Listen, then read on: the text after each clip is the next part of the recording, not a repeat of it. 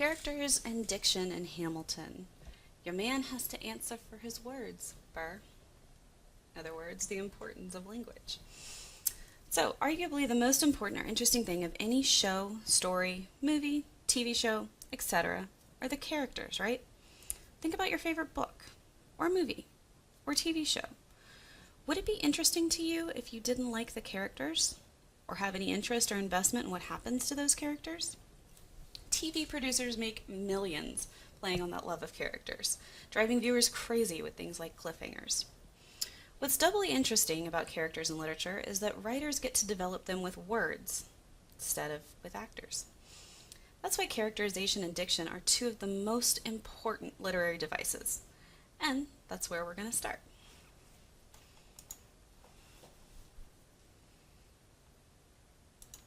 So, before you go any further, stop.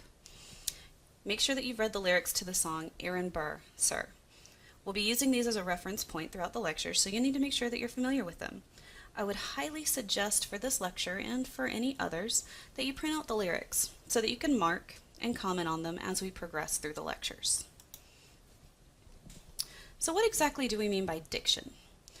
Diction by definition is the choice and use of words and phrases in speech or writing, and or the style and enunciation in speaking or singing. More simply put, it's the words the writer uses and how they're put together, and also in this case, how they're delivered. So think for a second about your own diction. If we were going to the grocery store and I asked you when was the last time that you made groceries, you would assume that I was from New Orleans, as this is the way that they say grocery shopping. It comes from the French faire du marche, which faire is the verb that means to do or make, and marche is shopping, so to do or make shopping. So when we get in that store, I'm going to ask you to go grab me a buggy. You will politely tell me that from the north, where you're from, that it's called a shopping cart, or for short, a cart. I then would ask you to pull out the weekly sale flyer and ask you if Coke is on sale. You reply, no, but Pepsi products are. I would then have to clarify that by Coke, I had just simply meant soda in general. You then would remind me that it's called pop. See how you have your own style of diction, but you never really thought about it, right? Authors use diction to explain and add character. Diction is how we as readers can determine a character's background, education, race, religion, and even the regions that they're from. A good writer can do all of this with diction, so you don't need an hour-long background story on every single character, which would get really boring really quick.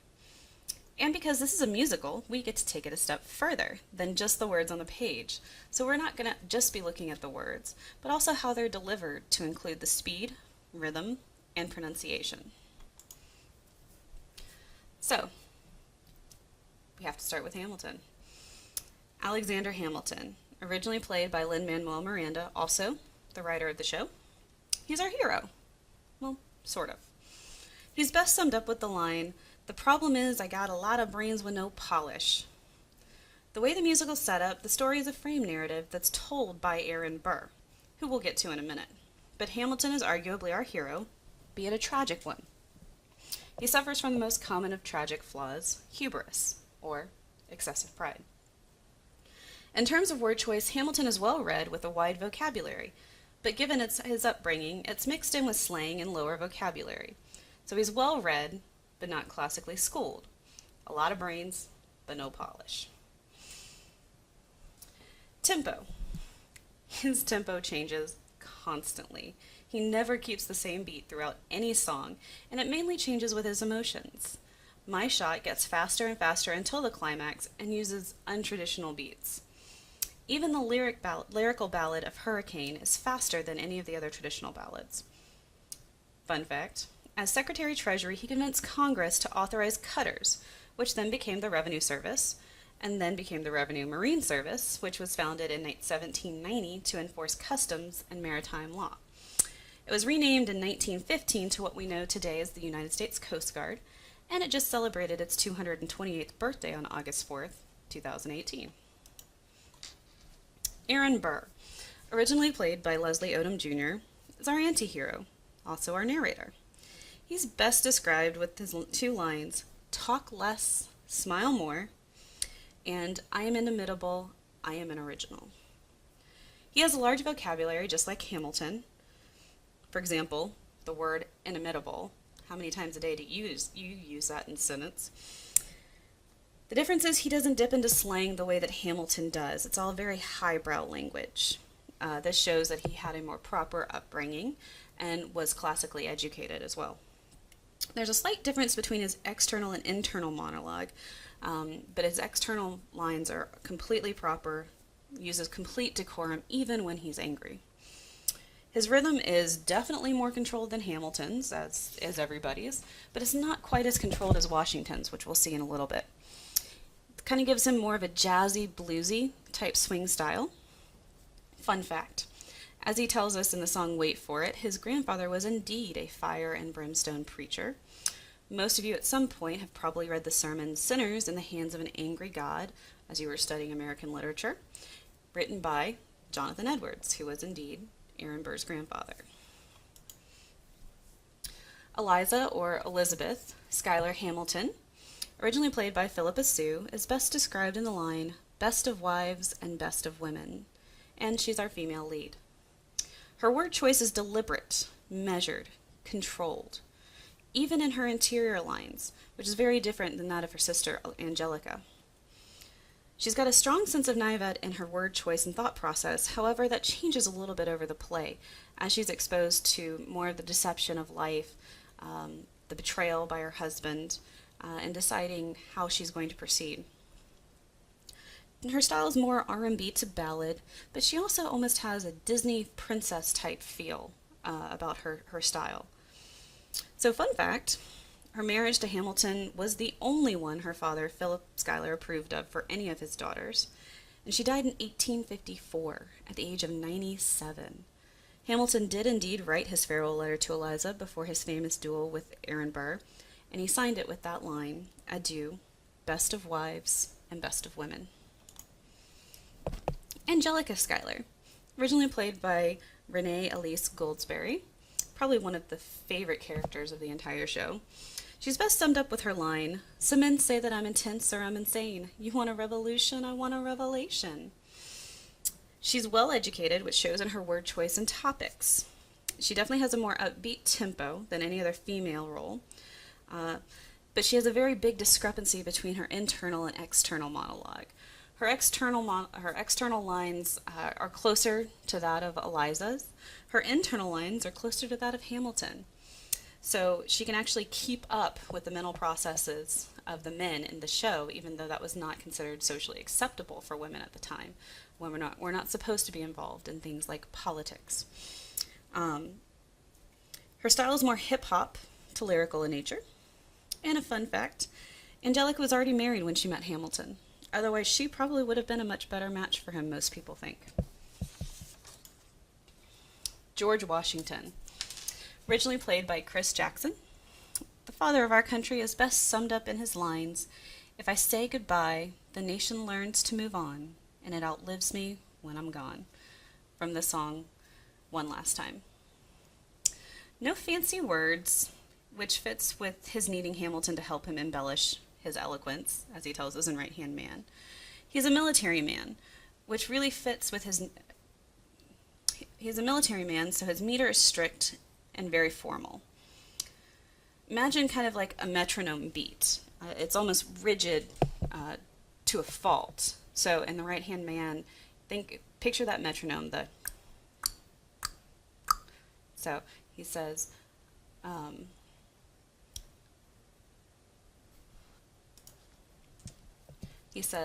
"Check it. Can I be real a second? Put down my guard and tell the people how I feel a second. Now I'm the very model of a modern major general, a venerated Virginian veteran whose men are all lining up." Very, very specific, very on beat. Again, almost that clock-like metronome that you could set by it. Huge difference in style and beat between the two major songs, Right Hand Man, which we just heard, and One Last Time, that we're actually going to study when we talk about juxtaposition. Which is interesting because Right Hand Man is the first time that we see the character of Washington. One Last Time is actually the last time we see him before he appears in the finale with everyone else. One Last Time is a lot slower. It's more relaxed, easygoing. Conversational. It's just a conversation between him and Hamilton working on his farewell address. The Marquis de Lafayette, my favorite character of the entire show, and he's best described by his line, "The Lancelot of the Revolutionary Set." This is also one of the more brilliant allusions that Miranda uses, which we'll get to in another lecture.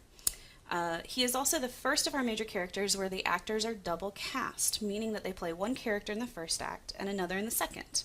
The actor who plays Lafayette, David Diggs, also plays Thomas Jefferson in Act 2.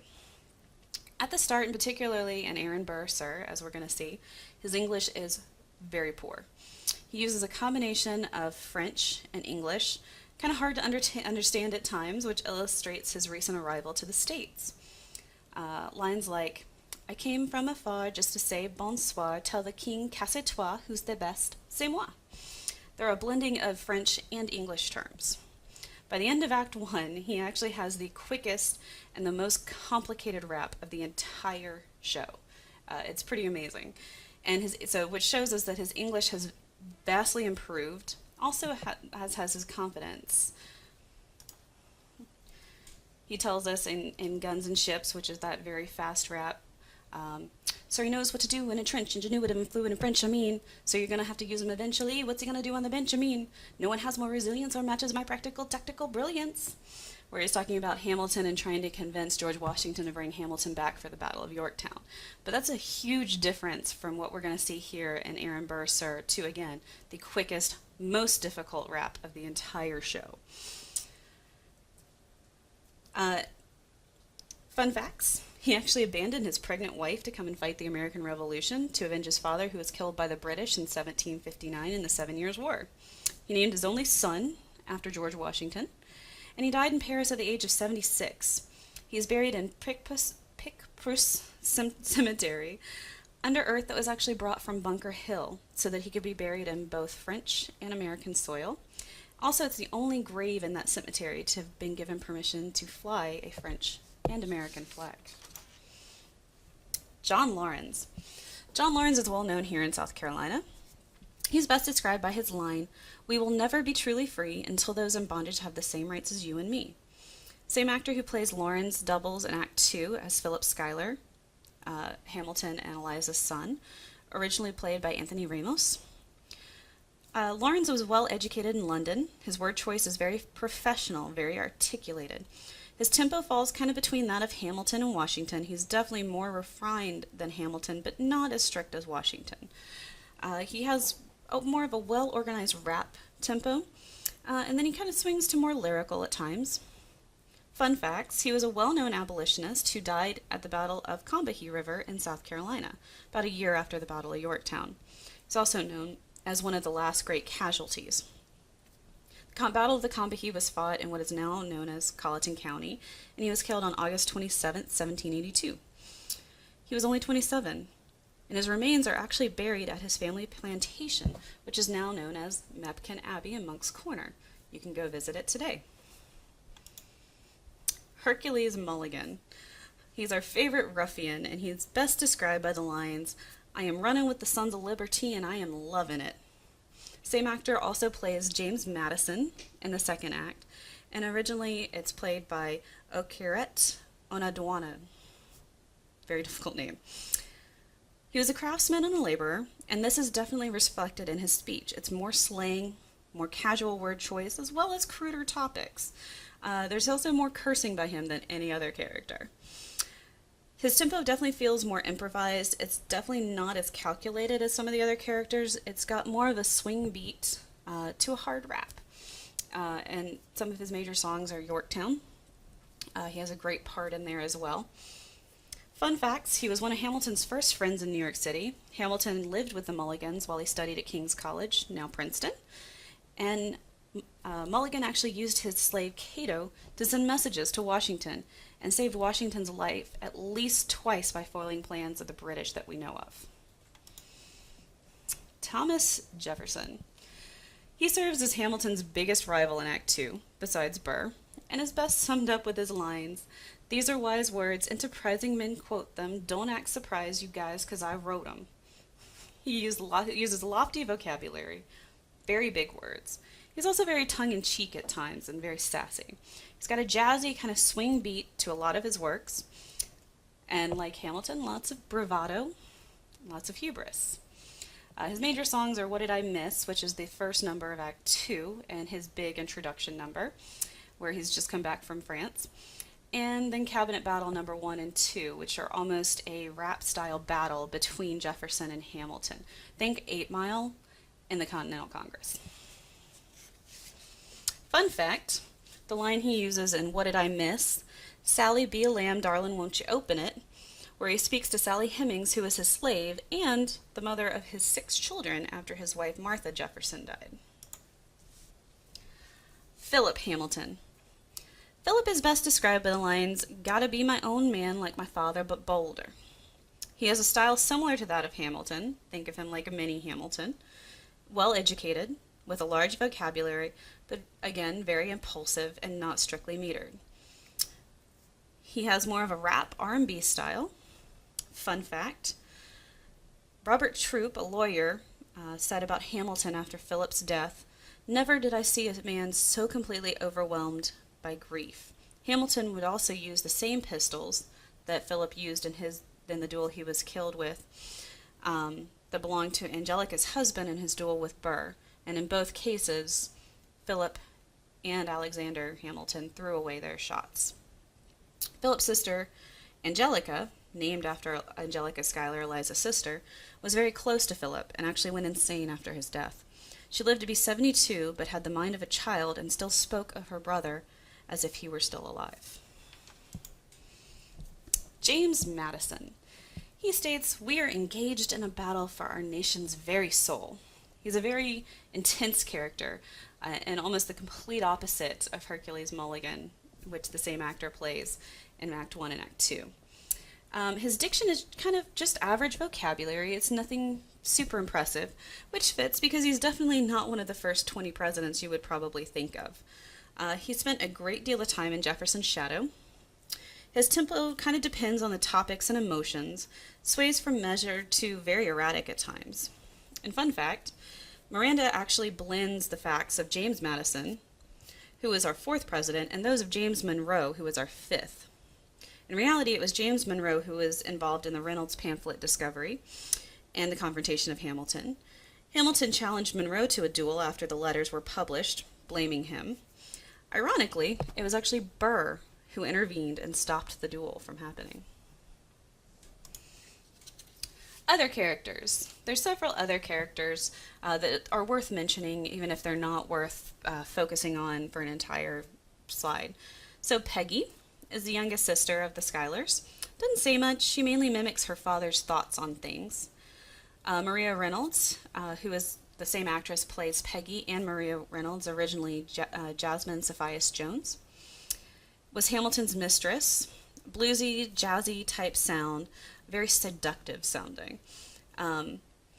King George. King George was originally played by Jonathan Groff.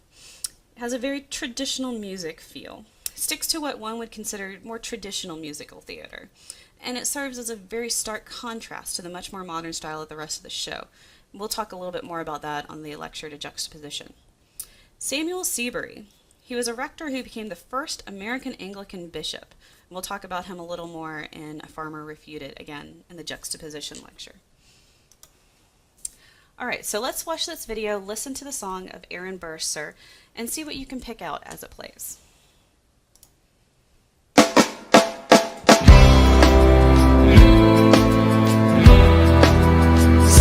1776, New York City. Pardon me, are you Aaron Burr, sir? That depends. Who's asking? Oh, well, sure. Sir, I'm Alexander Hamilton. I'm at your service, sir. I have been looking for you. I'm getting nervous. Sir, I heard your name at Princeton. I was seeking an accelerated course of study. When I got sort of out of sorts with a buddy of yours, I may have punched him. It's a blur. Sir, he handles the financials. You punched the bursar. Yes, I wanted to do what you did, graduate into and join the revolution. He looked at me like I was stupid. I'm not stupid. So how'd you do it? How'd you graduate so fast? It was my parents' dying wish before they passed. You're an orphan. Of course, I'm an orphan. God, I wish there was a war, then we could prove that we're worth more than anyone bargained for. Can I buy you a drink? That would be nice. While we're talking, let me offer you some free advice. Talk less. What? Smile more. Huh. Don't let them know what you're against or what you're for. You can't be serious. You wanna get ahead. Yes. Fools who run their mouths off wind up dead. Yo, what time is it? Showtime! Like I said. Showtime, yo! I'm John Lawrence in the place to be. 2 pints of Sam Adams, but I'm working on 3. Those red coats don't want it with me, cause I will pop, chicka, plop these cops till I'm free. Eh oui, mon ami, je m'appelle Lafayette, the Lancelot of the revolutionary set. I came from afar just to say bonsoir to the king, cause it's toi who is the best, c'est moi. Brah, brah, I am Hercules Mulligan, up in it, loving it. Yes, I heard your mother said, come again. Lock up your daughters and horses. Of course, it's hard to have intercourse over 4 sets of corsets. Wow. No more sex, pour me another brew, son. Let's raise a couple more to the revolution. Well, if it ain't the prodigy of Princeton College, Aaron Burr, give us a verse, drop some knowledge. Good luck with that, you're taking a stand. You spit, I'ma sit, we'll see where we land. Bro, the revolution's imminent, what do you stall for? If you stand for nothing, Burr, what'll you fall for? Who are you? Who are you? Who are you? Who is this kid? What's he gonna do? Okay, so now let's look at some of those lyrics. First thing that we're going to note is that Hamilton is being very polite at first. Lots of uses of the word sir.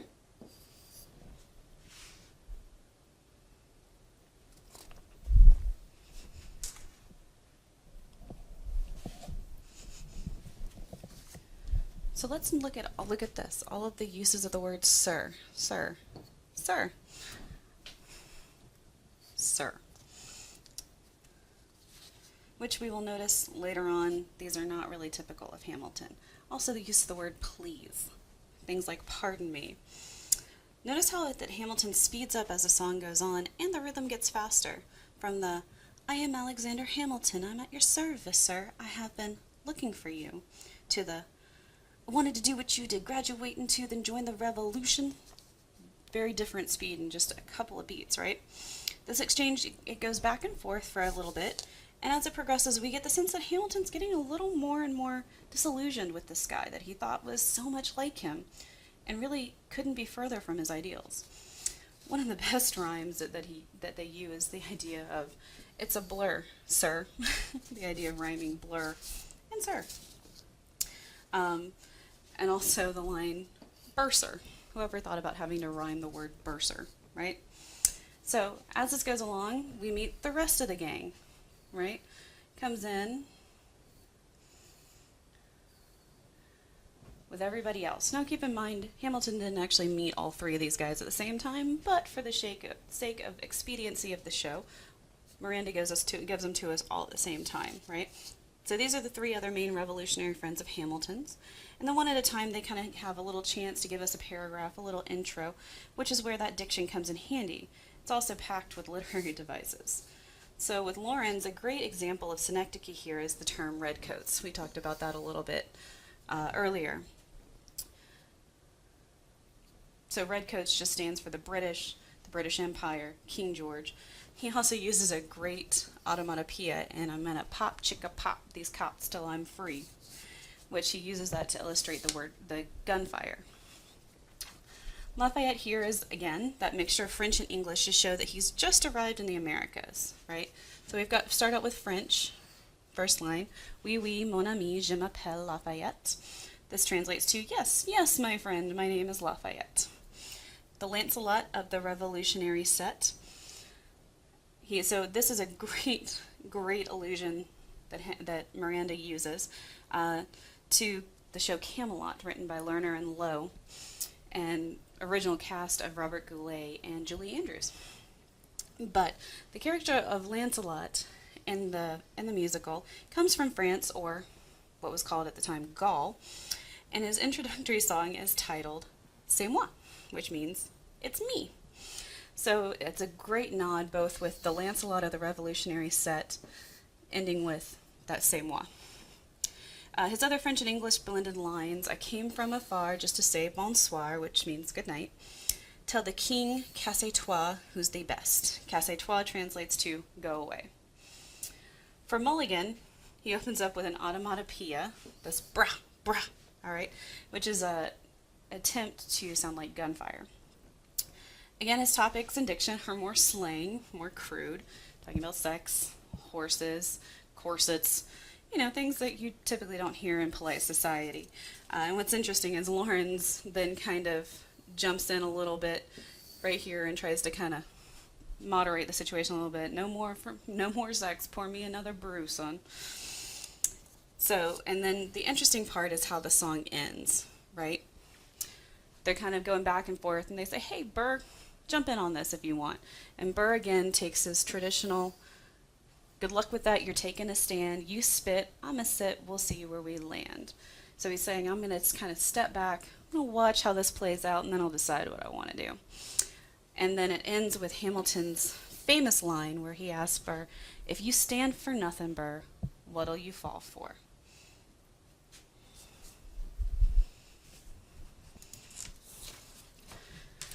So, some questions to ponder. What did you learn about each character in Aaron Burr, sir? What are some of the words or topics that the character uses or discusses that gives you those impressions? What does each character's tempo and rhythm tell you about them? And your discussion question. Remember, you need to post these on D2L. Read the lyrics to Guns and Ships. In 300 plus words, and using examples, how has the diction of Lafayette changed? Why would Miranda choose to change his diction? What is he trying to say? Pun fully intended. And then you need to respond to 2 of your classmates' posts in 150 plus words.